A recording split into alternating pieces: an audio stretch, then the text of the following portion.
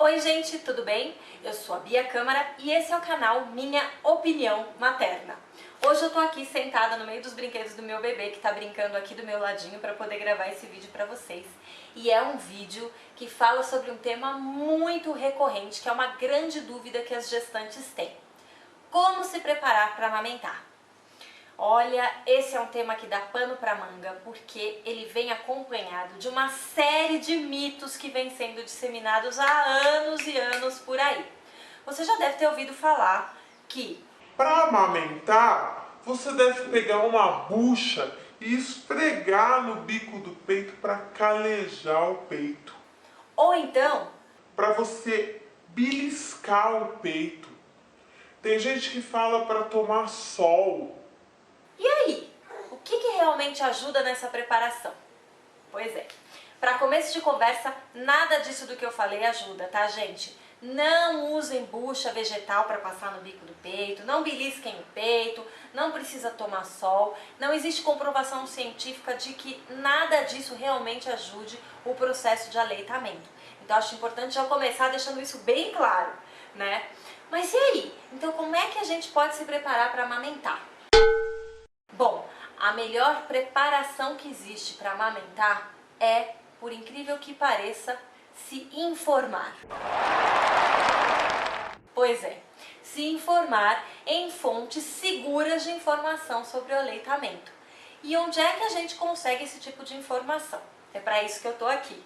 O que acontece muito é que a maior parte das gestantes não se informa sobre aleitamento durante a gestação.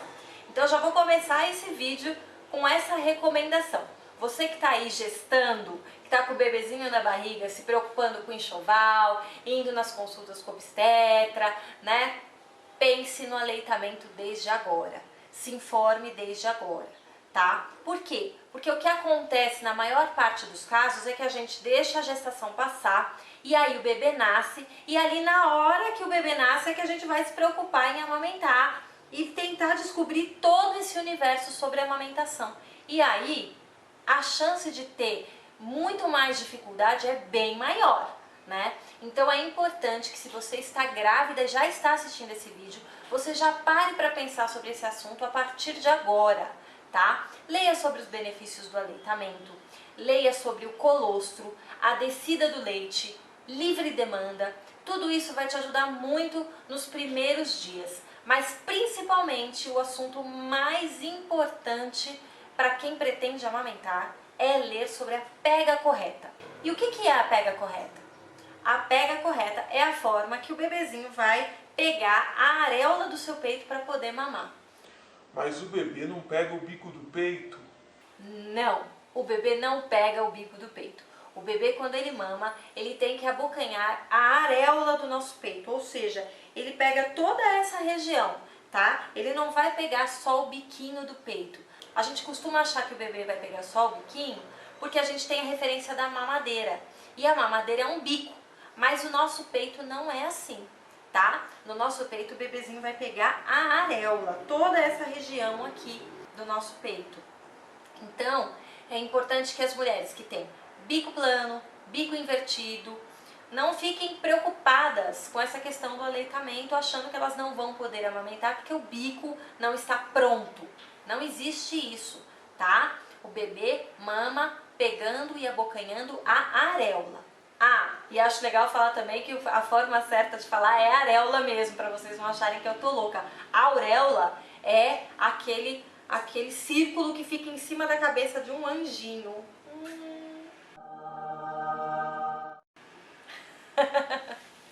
Mas enfim, o bebê tem que abocanhar a areola, né? Então é muito importante a gente ler sobre a pega correta, que é a forma que esse bebê vai pegar a nossa areola para mamar. Ainda falando sobre fontes de informação, existem grupos muito conceituados no Facebook que falam sobre esse assunto e que prestam bastante auxílio em relação às dúvidas relativas ao aleitamento. Eu moderei por algum tempo o maior grupo virtual que existe, que é o GVA, Grupo Virtual de Amamentação. É um grupo que está no Facebook, possui mais de 90 mil membros, para vocês terem uma ideia, né? São várias moderadoras, mais ou menos 40 moderadoras ali para dar conta da demanda de dúvidas que aparecem, né? Então esse grupo é uma fonte riquíssima de informação sobre aleitamento, porque além desse plantão de dúvidas, vamos dizer assim, que as moderadoras fazem, ele possui uma parte específica de arquivos, onde existem arquivos sobre todos os tipos de assunto relativos ao aleitamento, tá? Então, se você pretende amamentar, entre nesse grupo GVA do Facebook, que ele vai te ajudar muito. Existem outros grupos também, né? Existe um outro grupo chamado AMS, Aleitamento Materno Solidário, e existem também grupos presenciais de ajuda. Em São Paulo, por exemplo, tem o Matrice, que promove reuniões gratuitas toda sexta-feira. São plantões de dúvidas e reuniões onde as mães podem trocar informações sobre o aleitamento com alguns profissionais relativos ao aleitamento que participam dessas reuniões. Então, é uma ótima forma de se informar sobre aleitamento, né? E assim como o Matrice, existem outros lugares que possuem grupos presenciais. Realmente, grupos presenciais de aleitamento são iniciativas mais difíceis de se encontrar em todas as cidades, né? É mais raro. Então, uma boa fonte realmente, como eu falei, são os grupos virtuais. Outra excelente fonte de informação sobre aleitamento materno é o livro Manual Prático de Aleitamento Materno, escrito pelo renomadíssimo pediatra espanhol Dr. Carlos González, que é um grande pesquisador sobre o assunto aleitamento no mundo. O livro é esse aqui. Ele é editado pela editora Timo e quem quiser comprar pode entrar no site da editora Timo para poder comprar, tá bom? Depois eu vou deixar o site linkado aqui na descrição do vídeo para quem se interessar. Ele é uma excelente fonte de informação sobre aleitamento e é praticamente um guia que aborda todos os assuntos e dúvidas que podem surgir nesse processo. Vale muito a pena investir para quem pretende amamentar. Agora, se você está assistindo esse vídeo com o seu bebezinho no colo, já passando pelas dificuldades iniciais do processo de aleitamento, as dicas que eu dou também: participar desses grupos virtuais que eu mencionei anteriormente, GVA, AMS, por exemplo. Se você tiver condições, investir no manual prático de aleitamento materno. Ou, a dica imprescindível, chamar uma consultora de aleitamento em casa ou visitar um banco de leite, caso exista um banco de leite próximo da sua cidade, na sua cidade, alguma coisa assim. Eu brinco muito com as gestantes que vão fazer chá de bebê, que elas coloquem na lista de presentes uma consultora em aleitamento. Acho que hoje em dia é uma das coisas que mais pode fazer diferença, né? Depois que a gente recebe o bebezinho. Então vale a pena, se você vai fazer uma lista de chá de bebê, você colocar uma parte destinada à contratação de uma consultora em aleitamento. De repente seus convidados podem contribuir com algum valor que te ajude depois nessa contratação. Bom, ainda falando sobre chá de bebê, eu acho muito interessante a gente falar sobre uma coisa que está relacionada à preparação para a amamentação e que, por incrível que pareça, ninguém sabe. É o item chupetas e mamadeiras. Pois é, senhoras e senhores, chupetas e mamadeiras estão sempre nas listas de chá de bebê e não deveriam estar. E faz parte da preparação para amamentar, sim. Por quê? A gente vive num país e num mundo que banalizou a utilização das chupetas e mamadeiras. Prova disso são as próprias bonecas que são vendidas com chupetas e mamadeiras para as crianças brincarem.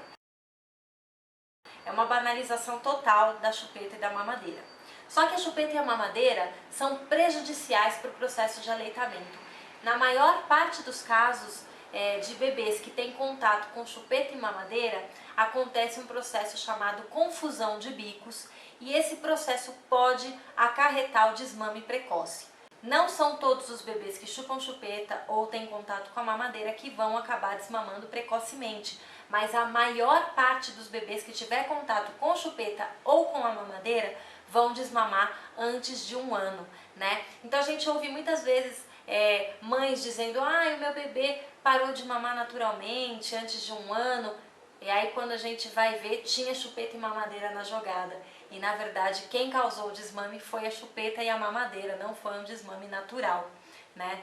Então eu acho importante já colocar isso como item de preparação para a amamentação. Se você vai fazer a sua lista de chá de bebê, não coloque chupeta nem mamadeira nessa lista. Se você porventura precisar de uma mamadeira, qualquer farmácia 24 horas vende uma mamadeira, né, para uma emergência. Depois você, se precisar mesmo, você vai atrás verificar qual é a mamadeira que você gostaria de utilizar, mas são muito poucos os casos de real necessidade de utilização de uma mamadeira, né? A gente hoje vive uma realidade de muitos mitos que cercam o processo de aleitamento materno. Eu vou tratar sobre esses assuntos aqui no canal, mas de antemão eu já digo, não existe leite fraco, não existe pouco leite. O que existe são informações incorretas sendo transmitidas acerca do processo de aleitamento. E é por isso que é tão importante a gente procurar profissionais capacitados para falar sobre aleitamento, como são as consultoras em aleitamento, como são os profissionais que trabalham em banco de leite ou as pessoas que trabalham com grupos de apoio ao aleitamento, como eu já falei.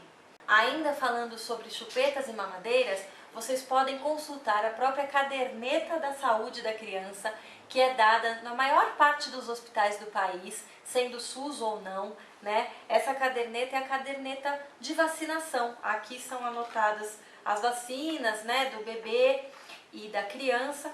E aqui, antes da parte das vacinas, tem várias orientações sobre vários assuntos, inclusive sobre aleitamento. E aqui na parte de aleitamento, a gente já vê que o Ministério da Saúde não recomenda que o bebê amamentado utilize chupetas e mamadeiras, porque elas podem prejudicar o processo de aleitamento.